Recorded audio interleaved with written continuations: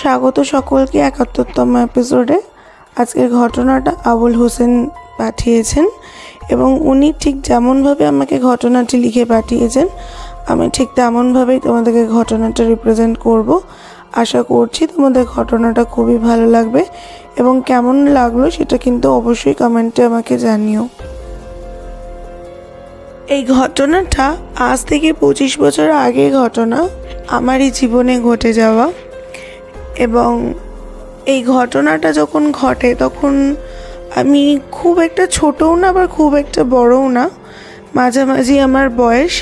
সেই জ্ঞানত অবস্থা থেকেই আমি ঘটনাটা তোমাকে শেয়ার করছি দিদি।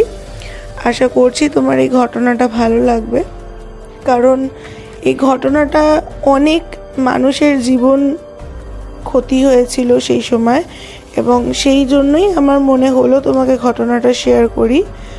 আজ থেকে এখন ২৫ বছর আগে আমাদের যেহেতু গ্রামের বাড়ি, আর সেই জায়গাটার নামটা কারণবশত আমি এখানে উল্লেখ করতে চাইছি না, যেহেতু আমাদের বাড়ি গ্রামে আগেই বলেছিলাম এবং আমরা ওখানে তাড়াতাড়ি খেয়ে দিয়ে ঘুমিয়ে পড়ি, কারণ আমাদের কর্মসূত্রে অনেক ভোরবেলায় উঠতে হয় কাজের জন্য, তাই আমরা খুব তাড়াতাড়ি খেয়ে দিয়ে শুয়ে পড়ি। খাওয়া দাওয়া হয়ে যাওয়ার পর যখন আমরা শুতে চলে যাই, হঠাৎ করে তখন মাঝরাত চিৎকার আওয়াজ আসে, বাঁচাও, কেউ ছুটোছুটি করছে, ঘরের বালতি, অনেক বাচ্চার কান্নার আওয়াজ এরকম ভেসে আসছে। তখন আমাদের বাড়িতে আমরা যতজন ছিলাম সবারই প্রায় বলতে গেলে ঘুমটা আলগা হয়ে ওঠে, যে এত চিৎকার করছে, কেউ কেউ আমাদের দরজা খটখট করে যাচ্ছে, কেউ কেউ জানলা খটখট করছে। তখন একবারের জন্য মনে হয়েছিল যে এত রাত্রিরে কে ডাকছে। ঘুম চোখ খুলে যখন আমরা বাইরের দিকে ছুটে বেরোই, মা জানলা খুলে দেখছে যে আমাদের গ্রামে যত লোক সবাই ছোটাছুটি করছে, এইদিক ওই দিক যাচ্ছে। তখন অলরেডি বন্যার জল আসে নদী থেকে গ্রামে ঢোকা শুরু হয়ে গিয়েছিল। সেই সময়তে আমার মা আমাকে নিয়ে কি করবে বুঝে উঠতে পারছিল না, কারণ বাড়িতে সব ছোট ছোট ভাই বোনেরা, আমারও খুব বেশি বয়স তা নয়, আমিও মাঝামাঝি একটি বয়সে ছিলাম, কিন্তু তখন ওই রাত্রিবেলায় কোথায় আমাদেরকে নিয়ে যাবে কিছুই মা বুঝে উঠতে পারছিল না। সেই সময় তাড়াহুড়ো চোটে মা কিছু জামা কাপড়, কিছু শুকনো খাবার একটি পোটলা করে নেয়, কারণ তখনকার দিনে ওইরকম ব্যাগ পত্র অত কিছু তো ছিল না। সেই নিয়ে আমাদেরকে ঘর থেকে রওনা দিয়ে দেয় বাইরে। শুধু মা যে আমাদেরকে নিয়ে বেরিয়েছিল তা কিন্তু নয়, আমার বাড়িতে আমার চাচা চাচিও থাকতেন এবং তারাও আমাদের সঙ্গে রওনা হয়ে গেছিলেন। এবং আমাদের গ্রাম থেকে খানিকটা দূরে আমি যেই পাঠশালাতে পড়তাম, সেই পাঠশালাটা একটু উঁচু জায়গাতে অবস্থিত ছিল। সেখানে বন্যার জল হলে ঢোকার কোনো সম্ভাবনাই থাকতো না, এবং যখনই আমাদের গ্রামে মাঝে সাঝে বন্যা হতো, ম্যাক্সিমাম আমাদের গ্রামে যত লোকজন ছিল সবাই বাচ্চা কাচ্চা নিয়ে ওই স্কুলে গিয়ে স্থায়ী হতেন। আমরাও সেই রাত্রিবেলায় ওইখানে গিয়ে স্থায়ী হয়ে গিয়েছিলাম এবং পরের দিন সকালবেলায় যখন বন্যার জলটা নেমে যায় তখন আমরা প্রত্যেকেই গ্রামের লোকেরা যেখানে যেখানে যাদের যাদের বাড়ি সেখানে সেখানে আমরা যাই এবং গিয়ে দেখি যে আমাদের বাড়ি ঘর তো সব ঠিক আছে কিনা, তা না হলে তো আবার নতুন করে মাটি লেপে খড় দিয়ে করতে হবে। এবং যখন বাড়ির কাছে যাই তখন দেখি যে বাড়ির ঘর বলে ওখানে যে কিছু ছিল সেইটাই পুরো ধুয়ে মুছে গেছে, কিছু বাসন কোসন কিছু জিনিস পড়ে রয়েছে শুধুমাত্র। তা যাই হোক, সেটা নিয়েই আবার নতুন করে বাঁশ খাটিয়ে একটা চাদর বিছিয়ে ঘর মতন সেদিনকে রাত্রিটুকুনি স্থায়ী হওয়ার জন্য করা হয়। তখন আমার চাচা এবং আমার বাবা বললেন যে ঠিক আছে, তোমরা ঘর দিকটা দেখো, আমরা বরং একটু চাষের জমিটা গিয়ে দেখে আসি যে সেখানে কোনো ক্ষয়ক্ষতি হলো কি না। বাবা চাচা দুজনেই বেরিয়ে যায় চাষের জমি দেখার জন্য এবং ওখানে যখন যায় সব দিকটা আশেপাশটা ঘুরে যখন দেখে, তখন চাচা এবং বাবা দুজনেরই চোখে একটা সিন্দুক দেখা যায়। তো তারা ভাবে যে বাবা এটা আবার কি জমির মধ্যে পড়ে রয়েছে। ওই সিন্দুকের পাশে আমার বাবা আর চাচা দেখতে পায় একটা পচা গলা দেহ, যেটা থেকে বিভীষিকার মতন গন্ধ ছাড়ছিল। মানে নাকে মুখে বাবা এবং চাচাকে চাপা দেওয়ার মতন অবস্থা হয়েছিল। এবং তখন বাবা এবং চাচা ওই লাশটাকে কোনো রকমের ওখানেই ফেলে রেখে দিয়ে চলে আসে সিন্দুকটাকে বাড়িতে নিয়ে। এবং যখন বাড়িতে আসে সিন্দুকটা যখন খোলে তখন দেখতে পায় যে সিন্দুকের মধ্যে 5,000 টাকা, কিছু গয়না আর কিছু কাঁসারের থালা বাসন এবং বিয়ের কিছু সাজসজ্জা ওইখানে রাখা রয়েছে। তা সেটা দেখে আমার বাবা বলে উঠেছিলেন যে হয়তো দেখো কোনো গরিব মানুষেরই জামা কাপড় এখানে রাখা, তার হয়তো সন্তানের জন্য, কিন্তু কার এটা না জানা অবধি তো বোঝা যাচ্ছে না যে তার বাড়িতে গিয়ে দিয়ে আসবো। এটা থাক, যদি কেউ খোঁজ করে তাহলে তখন আমরা এই বাক্সটা পুরোটাই তাকে দিয়ে আসবো। তা চাচা বলে যে দাদা কে আর খোঁজ করবে, হয়তো দেখো সে মারাই গেছে। তা আমার বাবা তখন বলেন যে হ্যাঁ ঠিকই বলেছিস, হয়তো মারাও যেতে পারে, কিন্তু থাক না কয়েকদিন, জিনিসটা যদি কেউ খোঁজ করে তখন তো আমরা জিনিসটা দিয়ে দিতে পারবো। যেহেতু আমাদের বাড়িটা ভাঙা হয়ে গিয়েছিল বন্যার জলেতে, তা সেই জন্য কোনো রকমের সিন্দুকটাকে চাদর চাপা দিয়ে 2-3 দিন ধরে ওরকমভাবেই রেখে দেওয়া হয়েছিল। তারপরে আমাদের যখন ঘর হলো, 3টে বেড়া দিয়ে বাবা ঘর বানিয়েছিল কিছু দিনের জন্য। তারপরে বাবা বলেছিল যে পাকা বাড়ি করে নেবে, কিন্তু ওই মুহূর্তে তো অত টাকা পয়সা ছিল না যে সঙ্গে সঙ্গে অত কিছু করে নেবে। তাই কোনো রকমের বেড়া দিয়ে ঘরটা 3টে ঘর হয়েছিল।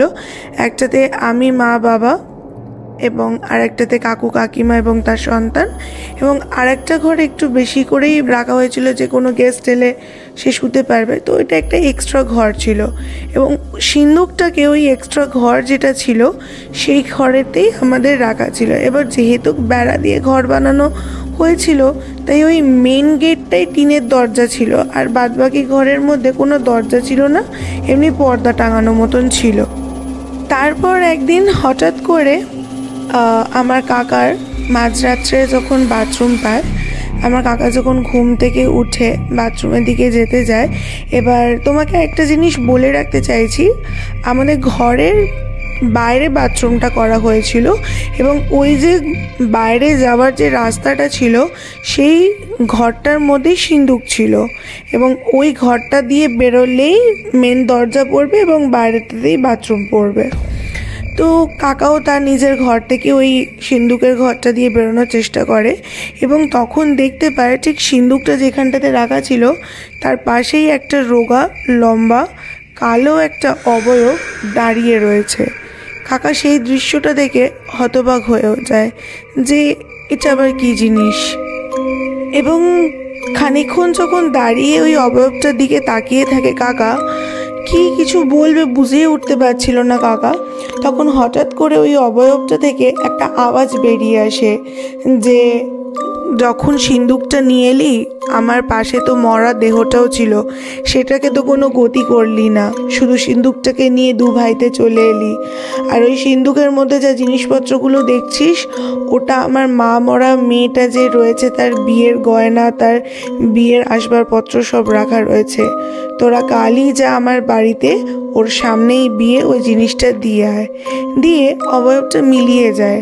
কাকা ভয়েতে সেদিন রাত্রিটা কোনোভাবেই শুতে পারেন না এবং ভোর হতে না হতেই আমাদের বাড়ির লোকেদেরকে পুরো ব্যাপারটা খুলে বলে। তখন আমার বাবা বললেন যে তাহলে চল আমরা ওই জিনিসটাকে দিয়ে আসি, কোথায় কি। তা তখন কাকা বলে যে কি করে দেবো দাদা, কিছুই তো জানি না, কোন গ্রামে হয়েছে, কার এটা, কিছুই তো বুঝতে পারলাম না। তা বাবা বলল যা, এইটুকুনি যদি জানা যেত তাহলে তো জিনিসটা মেয়েটার বিয়ের কাজে লেগে যেত। ঠিক আছে দেখ যদি আর কিছু কখনো জানতে পারিস। এবং সেদিন রাত্রেবেলাতে আবারও কাকা যখন ঘুমোতে যায়, মাঝরাত্রে কাকাকে আবারও ওই অবয়বটি স্বপ্ন দেয় যে আমাদের যে পাশে গ্রাম আছে ওই গ্রামে অমুক জায়গায় একটি বাড়ি রয়েছে, সেই বাড়িতে গিয়ে যেন কালই সকালবেলা এটা দিয়ে আসি, কারণ তারা 2 দিন বাকি বিয়ে হতে। যদি ওই জিনিসটা না দিয়ে আসি, মেয়েটা লগ্নভ্রষ্ট হবে এবং তার বিয়ে হবে না। তা সেই জিনিসটা ভেবেই কাকা পরের দিন সকালবেলা ঘুম থেকে উঠেই আমার বাবাকে বলে যে দাদা, এটা একটা হিন্দু বাড়ির বিয়ের কাজ আছে, চলো এই আমরা ট্রাঙ্কটা দিয়ে আসি, আর মেয়েটার 2 দিন পরেই বিয়ে। তা বাবা বলে যে হ্যাঁ, তাহলে তুই জানতে পেরেছিস কোথায়? বলো হ্যাঁ, আমি কাল আবার স্বপ্ন পেয়েছিলাম দাদা, চলো আর দেরি করব না, মেয়েটার বিয়ে আটকে যাবে না হলে। বাবা বললো যে ঠিক আছে চলো। আমার মাকে বললো তোমার যদি কোনো নতুন শাড়ি থাকে তাহলে দাও, আমরা মেয়েটাকে দিয়ে আসবো। মা 500 টাকা দিল এবং আমার মায়ের আলমারি থেকে একটি ছোট কানের ছিল, সেটাও দিল সোনার, আর একটি শাড়ি ছিল।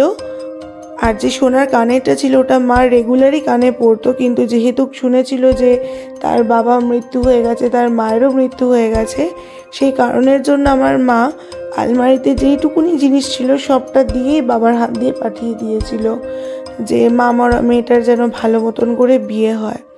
এবং আমার বাবা মনটা ছোট করেই গিয়েছিল, কারণ বাবা তো সেভাবে মাকে কিছু দিতে পারতো না আমাদের অর্থনৈতিক অবস্থার জন্য। তবে মায়ের মন অনেকটাই বড় ছিল যে মা পুরো জিনিসটাই হাতে তুলে বাবাকে দিয়ে দিয়েছিল। তা যখন যায় আমার চাচা এবং আমার বাবা গিয়ে মেয়েটার বাড়িতে পৌঁছায়, দেখে যে মেয়েটা খুবই কান্নাকাটি করছে এবং তার বাবার খোঁজ করার চেষ্টা করছে। তখন আমার চাচা এবং আমার বাবা দুজনে মেয়েটাকে বুঝিয়ে বলে এবং বাড়ির সকলকে বলে যে এরকম আপনার বাবার মারা গেছে, আমাদের এই জমিতে পড়েছিল, আমরা সেটাকে দাহ করে দিয়েছি, কোনো অসুবিধা নেই, তোমার বিয়ের সমস্ত জিনিস মা আমাদের বাড়িতে রাখা ছিল যত্ন করে, তোমাকে দিয়ে গেলাম। আর ওই কানের টাকা পয়সা শাড়ি যা ছিল, বাবা আর চাচা মেয়েটাকে ওখানেই আশীর্বাদ করে চলে আসে। তখন সবাই বলেছিল যে দাদা আপনারা বড় উপকার করলেন, নাহলে মেয়েটার বিয়ে আটকে যেত। এবং যখন ওই দিদিটাদের বাড়ি থেকে আমার বাবা আর আমার চাচা ফিরে আসে বাড়িতে, সবটাই খুলে বলে, তো বাড়িতে সবাই মোটামুটি খুশি হয়েছিল যে মেয়েটার বিয়েটা ভেঙে যায়নি। আর আমার মা বলেছিল যাকগে ওই মেয়েটার বিয়ের দিনকে গিয়ে একবার দেখা করে আসবো আমরা।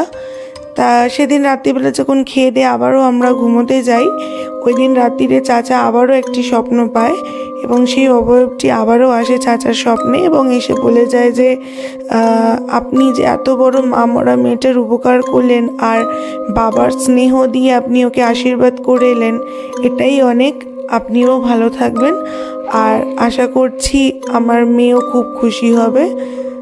ব্যাস, তারপর থেকে আমার চাচা আর কোনোদিনও সেই অবয়বটিও দেখে না, বা আমাদের বাড়িতে আর যে অন্যরকম কিছু ঘটনা ঘটেছে তেমনটাও নয়। সেই দিদিটারও আজকে আমাদের সঙ্গে এখনও সম্পর্ক রয়েছে, তার এখন ছেলে মেয়ে হয়ে গেছে, অনেক বড় বড় হয়ে গেছে এবং তাদের সঙ্গে আমাদের একটা ভালো সম্পর্ক তৈরি হয়ে গেছে। সে আসে আমাদের বাড়িতে ঘুরে যায়। এই ছিল আমার ঘটনা, যদি ভালো লাগে তুমি শুনিও।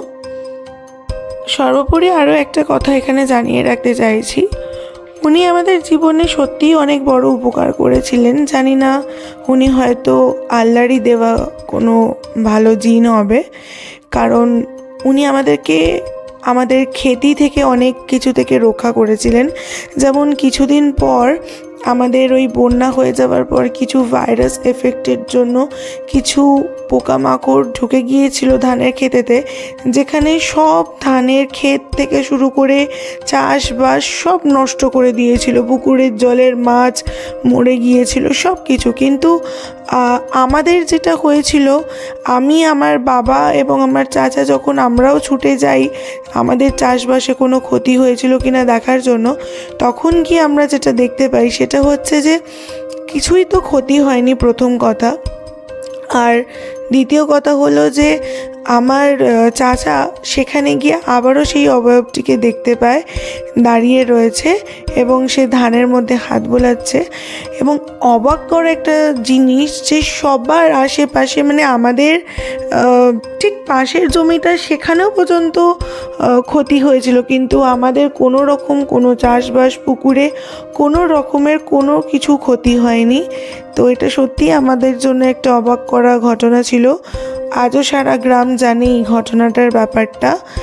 তো এই ঘটনাটাই আমার সঙ্গে ঘটেছে, তোমাকে তাই শেয়ার করলাম। বহুদিনের ইচ্ছা ছিল তোমাকে ঘটনা পাঠাবো, আর পাঠিয়েও ফেললাম। ভালো লাগলে তুমি আরও একবার বলছি, তুমি তোমার মতন করে শ্রোতাদেরকে শুনিও। থ্যাংক ইউ দাদা, সত্যি ঘটনাটা খুবই সুন্দর ঘটনা, আমারও বেশ মনে লেগেছে। আর এরকমভাবেই তোমরা আরও সাপোর্ট করে যাও আমাদেরকে, যাতে আমরা আরও এগোতে পারি জীবনে। আর হ্যাঁ, নিশ্চয়ই তুমি এরকম আরও ঘটনা আমাদেরকে পাঠাও, আমরা আমাদের প্রেত কাহিনীতে অতি অবশ্যই শোনাবো। আমরা চাই একটু অন্যরকম ঘটনা শোনাতে, আর ঠিক এইরকমভাবেই আরও অন্য রকম ঘটনা তুমি আমাদেরকে লিখে পাঠিয়ে দাও। যারা আমার নতুন সাবস্ক্রাইবার তাদের উদ্দেশ্যে বলে রাখছি, আমাদেরকে ঘটনা পাঠাতে হলে কিন্তু আমাদের হোয়াটসঅ্যাপে তোমরা আমাকে ডিরেক্ট ভয়েস করতে পারো অথবা লিখেও পাঠাতে পারো। আর যদি মনে করো আমাকে কল করে ঘটনা বলবে, সেই স্লটটা তোমরা আমাকে টেক্সট করে নিয়ে নেবে। আমি ঘটনা অতি অবশ্যই কলেও শুনি। আমাকে ঘটনা পাঠাতে হলে আমার হোয়াটসঅ্যাপ নাম্বার হচ্ছে 8100408986। আর নিচে ডেসক্রিপশানে সমস্ত ফেসবুক, হোয়াটসঅ্যাপ, ইনস্টাগ্রাম সব কিছুর লিঙ্ক রয়েছে, তোমরা ফলো করে নিও। প্রতিবারের মতন ঘটনা শেষ করার পর যে কথাটা বলতে চাই, প্রেত কাহিনী কিন্তু কোনো ধর্মর ভেদাভেদ করে না এবং কোনো কুসংস্কার, কালো জাদু, কোনো রকম নেগেটিভ জিনিসকে প্রমোট করে না। আর এই ঘটনাগুলো তোমরা যদি এটাকে এন্টারটেনমেন্ট হিসেবে নাও, সেটাই বেটার হবে। আরও দেখা হচ্ছে নতুন একটি ঘটনা নিয়ে নতুন সপ্তাহেতে।